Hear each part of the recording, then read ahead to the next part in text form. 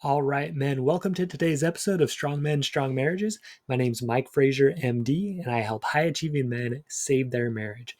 So today we're going to do a real life example. I've had a couple really good sessions with clients lately and wanted to kind of share with you sort of insider secrets, let's say, of one of the big tools that we use when we're working together and look at a real example of fixing communication.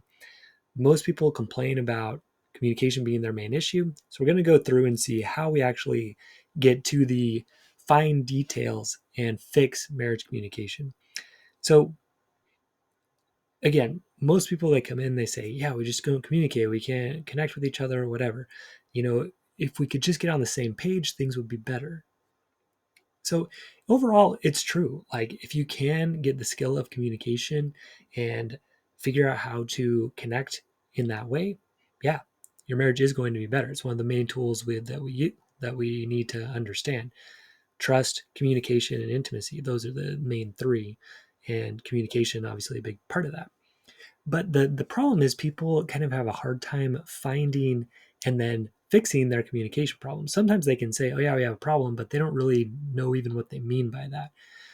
Mainly because we talk in these vague general terms instead of looking at actual conversations and kind of dissecting them and seeing what's going on.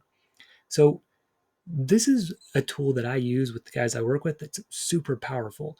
We just go in and we write out the words. Okay. It's simple, but it's powerful. And I call it the conversation evaluation. So it's basically just a script. It's a he said, she said of either a specific conversation or an imagined conversation. It actually works just as well with an imagined conversation. What I've seen is that when we do a pretend one, the guys can really easily predict their response and their wife's response, right? It works really well. But if you can go back and like look at text messages, that'll let you know exactly what was said, and that's great. We use that and we can say, okay, like where did things go wrong? Where can we fix this? All right. So you can look at text messages, you can think back on a recent conversation, or again, just use your imagination. You're going to be really good. You know your wife well. You're going to be able to predict what she's going to say if you bring up things in a certain way. Trust me, you're going to be able to do it. So here's the thing. As much as you say, yeah, I'm working on myself, I feel different, I feel like things are changing, the what you say and how you say it to your wife, that's how you prove things are different. Okay, it's your interactions with her. So the words are a part of that, and that's what we're focusing on today. But it's not everything. Okay, you can say the right words, quote unquote, the right words. I can, write a script for you, and you can, go deliver it. But if your thoughts and feelings and intentions are not aligned, okay, it's not going to work. Okay, just worked with a gentleman a few days ago where, he noticed that he was out of alignment, and so he was doing things like going up and giving his wife a hug, but in his mind he was saying she should be the one giving me a hug, right? So when he went to give her a hug, he was out of integrity, he was out of alignment, and so it didn't have the effect he was hoping for, right? He wasn't in the mindset of, man, this is a beautiful woman, I want to just go hug her, right? It was, okay, like I'll do this, but you know I wish it was her, probably should be her doing this to me instead. So again, when you're with your words or your actions, if the thought, feeling, and intention behind that is not attractive, is not in integrity, is not strong, okay, it's not going to work. So we're going through an important tool today. But again, the words by themselves, not enough. You've got to dig deep and figure out all the other stuff that's behind this. And this script does help do that a little bit. Okay. So we're going to give the example of I want to hold hands more. Okay. So this is a common one, guys.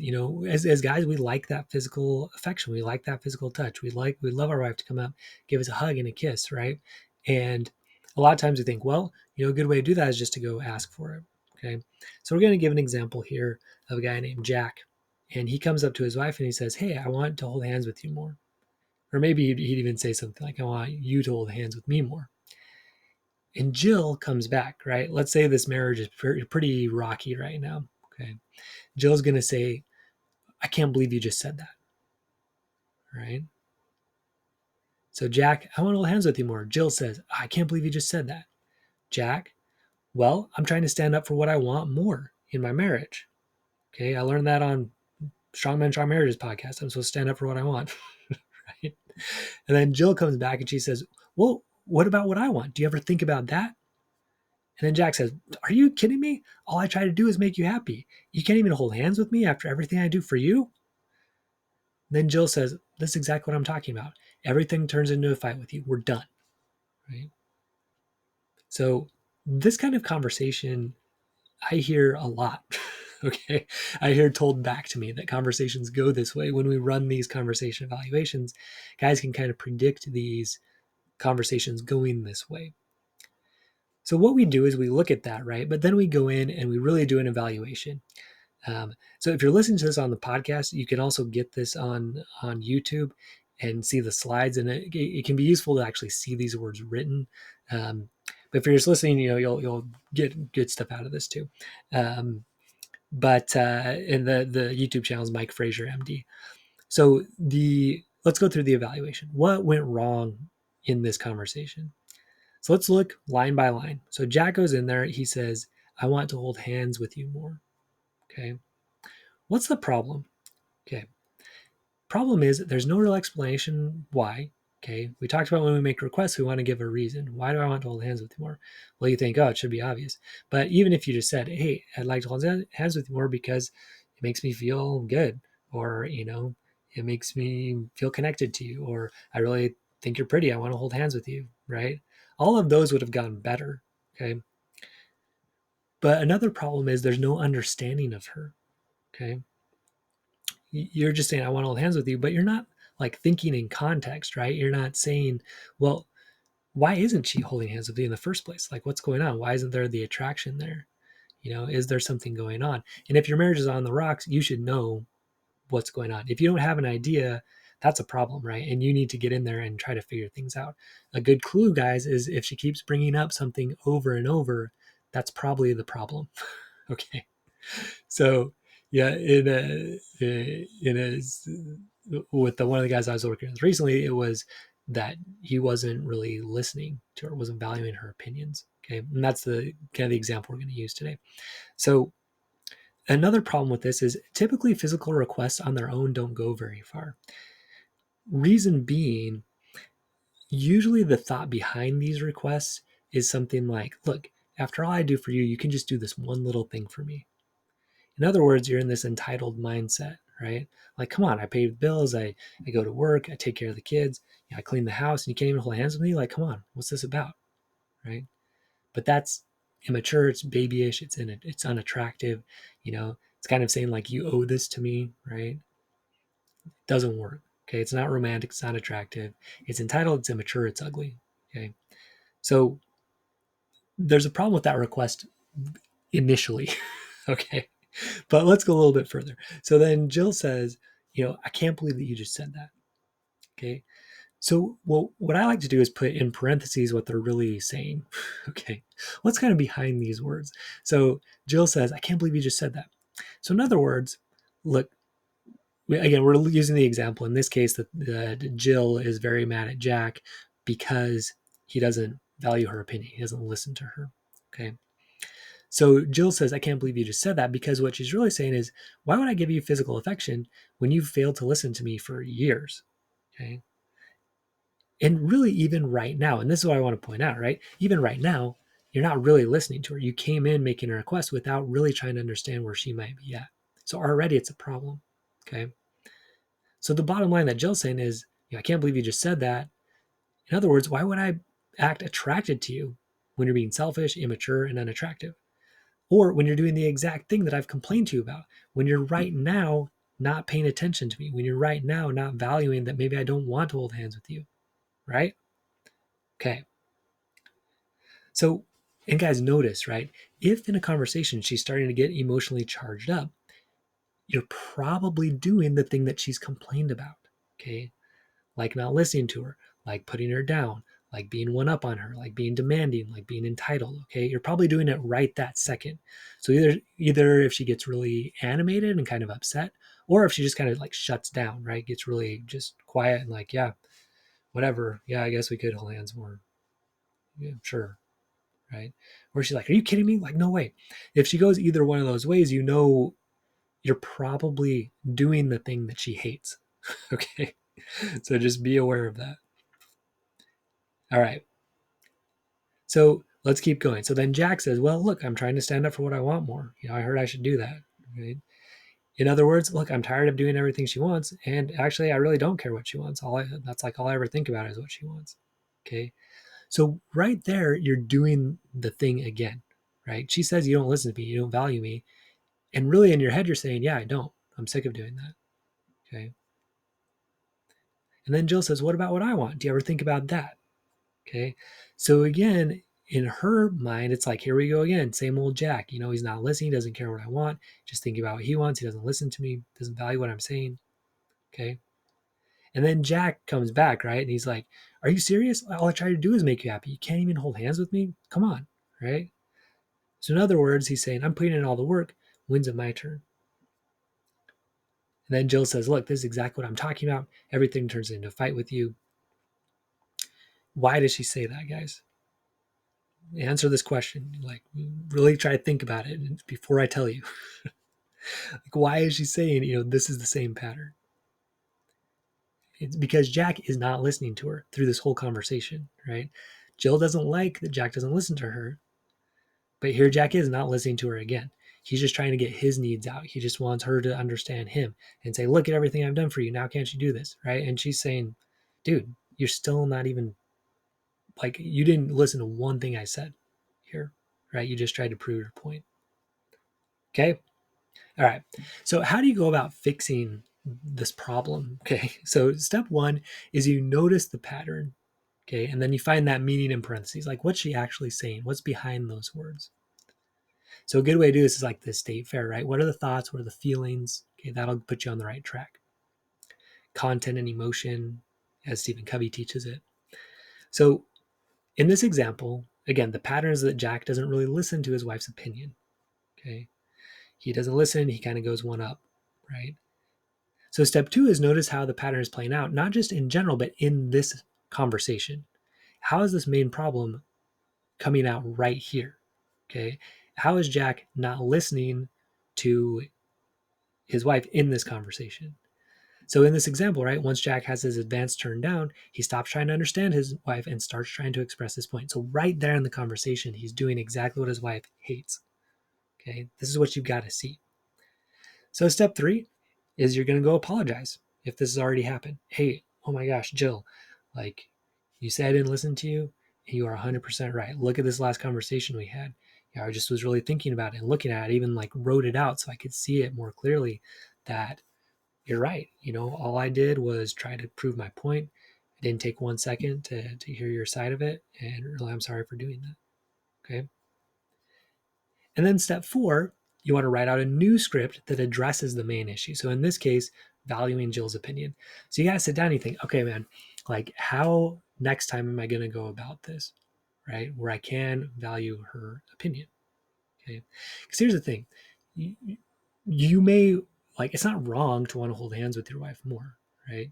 But you have to understand physical attraction comes after you're acting attractive. Okay. She's not going to want to hold hands or kiss or hug or have sex with you if you're not being attractive. Okay.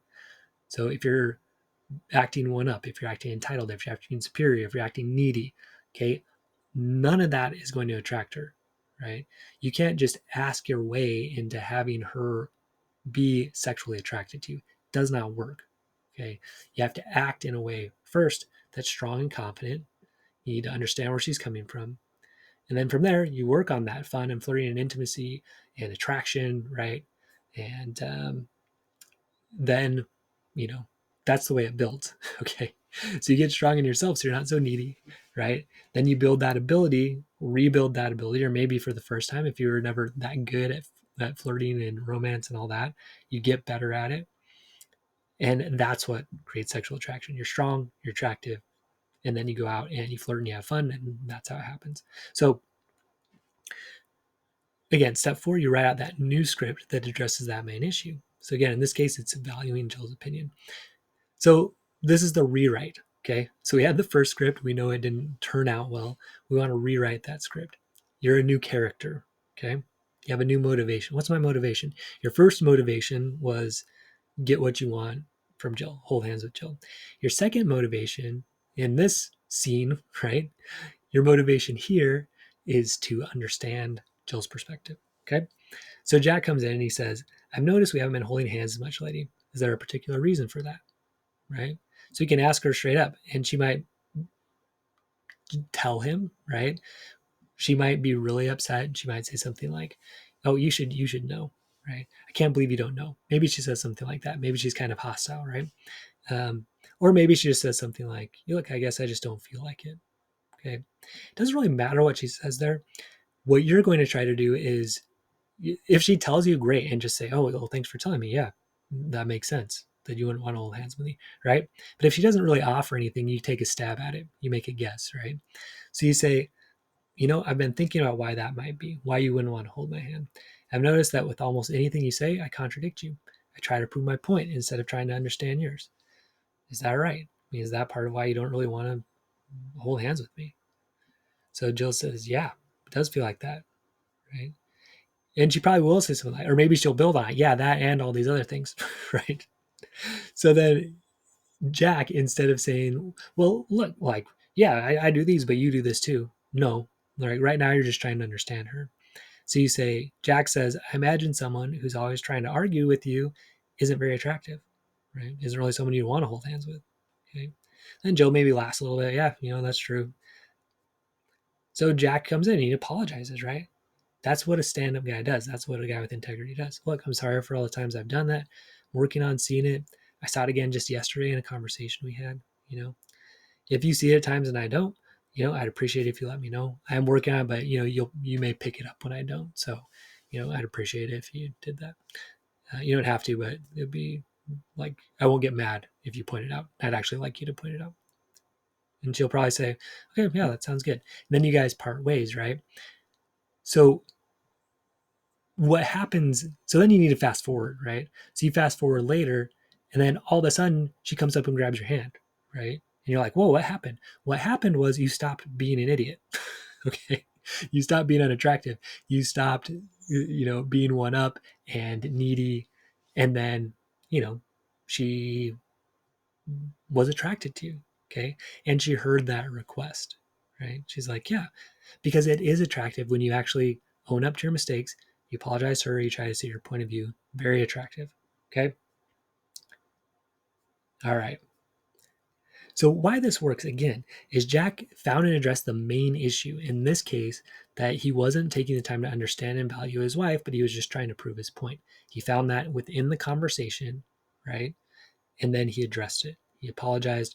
He found new ways to go about changing it. Okay. Guys, this is a common problem for high achieving men. Going one up, trying to prove your point, not really listening. Okay. It serves us well in some ways because, we're leaders of our companies, or we are, professionals where people value our opinions, and so we're used to having our opinions be weighed maybe more heavily than the people that we interact with. And that's fine in some cases, but it just doesn't work very well in a marriage. It doesn't work well. You need to be equal partners and really value where it's coming from. You don't have to agree with it, but you need to value it. Okay. So that common problem, guys, going one up again, money, sex, in-laws, parenting, religion, whatever it is, thinking your opinions are better, vacations, whatever. Okay. Another very common problem for guys is acting entitled, right? I did so much for you. Now it's your turn to do something for me. You should be approaching me. How come you're not approaching me, right?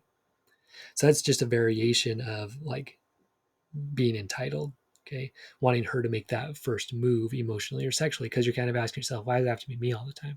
Why can't you do it sometimes? It's not wrong to think that way, right? Sometimes it is nice, if your wife initiates it. But what makes her initiate it? It's not you whining that she doesn't. Okay, that won't work. That's not attractive. It's you, you know, stepping up, owning the negative patterns that you're having, right? And then learning more about how do I have fun with her? How do we flirt a little bit more?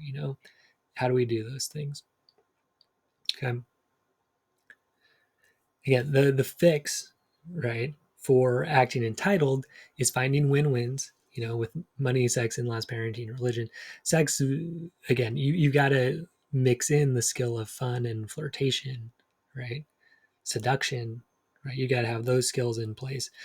But with like money, in-laws, parenting, religion, you can just go for win-win and just say like, look, I don't feel like doing that. Let's find something that works for both of us, right? So then you're not going for lose-win where I'll do everything and then hopefully she'll kiss me sometime, right? It's like, no, let's find things that work for both of us, and then let's, this side of it, yeah, let's have fun. Let's stir up those passions and emotions. uh Connect on deep levels, talk about, deep things, draw together, go dance together, do all those things. All right, guys, so in summary, this is one of the big tools that we use with my clients, right? um, Write out the conversations, either past or that you are projecting with your wife. Again, you'll be able to do this, you really will. Like, you can predict what your wife's going to say when you say something, because these patterns have happened lots of times and you need to get in and change it up. So step one, see if there's a common theme she has complained about. Okay, maybe it's not listening to her, maybe it's going one up, maybe it's acting entitled, right? That she owes something to you. Okay. Step two, start catching this behavior in recent or current conversations. So that's what shows you're actually changing, is when these things she's complaining about, you're catching them in the moment. Step three then is apologize to her if this has already happened. And step four is you write out that new script that addresses the main issue. If it's not listening, how am I going to listen? If it's acting entitled, how am I going to stop acting entitled and be, fun and flirtatious, or just stop losing all the time and get to agreements that work for both of us, right? And then you go out and practice, right? You write it out and then you go out and you practice saying these things, Then if it doesn't go well, it's fine. You go back, you do another evaluation, and you come back and you try it again until you're good at these things, okay? So like coaching, it can definitely help you do this. It's sometimes harder to do it on your own. It's not impossible, but getting someone who has experience in this and can look at it and pick up the themes that are happening, a lot of times someone outside can see it better than you can see it yourself. Okay. This is definitely one of my favorite things to do with members of the Strongman system. I really enjoy it. It's fun for me to kind of act these things out and catch these things, and makes a big difference for the guys. So I love it. So love to have you as part of the Strongman system and help you through this and learn these skills. There really are just certain skills you need to have a great marriage, and that's what you're going to learn. You're going to learn how to have internal strength, build trust in yourself and trust from your wife to you, build the communication skills, and then build those intimacy skills, win-wins, fun, flirting, passion. Okay, guys, it's going to be the best $2,500 you've ever spent. If you do the work, you don't feel it's worth your investment, you get your investment back. So look, it's not worth $2,500 to save your marriage or to have a great marriage, then this program is not for you, right? If you're not willing to put in, a couple hours a day for a month to turn your marriage around, have a better life than you've ever had, okay?